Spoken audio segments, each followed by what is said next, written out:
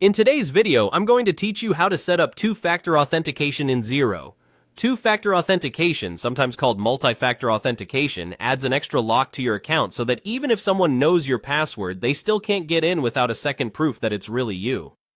It takes just a couple of minutes to turn on and can prevent a lot of headaches later, so let's walk through it together. First, open your browser and go to Xero. Make sure you're on the genuine Xero site and that the address bar shows a secure connection. Then sign in as you normally would. Once you're logged in, you'll land on your dashboard. After you log in, you should see a prompt or notice about multi-factor authentication. Xero often highlights this prominently because it's an important security setting. Keep an eye out for wording like multi-factor or two-step verification. This is your cue that Xero is ready to help you secure your account. When you see the multi-factor authentication option, click it and start the confirmation process.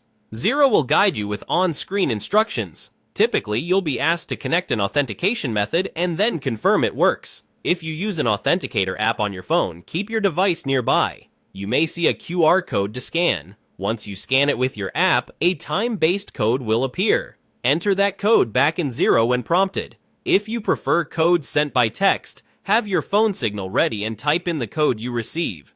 These codes usually expire quickly, so enter them as soon as you receive or generate them. As you move through confirmation, take a moment to read any notes Xero presents.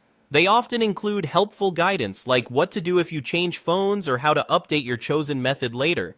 If a code doesn't work on the first try, wait for the next one to refresh and try again. Those short timers are normal and help keep your account safe.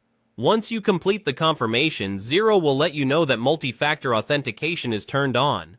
From now on, when you sign in, you'll use your password first, then add that quick second step with a one-time code. It's a small change to your login routine, but it dramatically improves your security. That's it.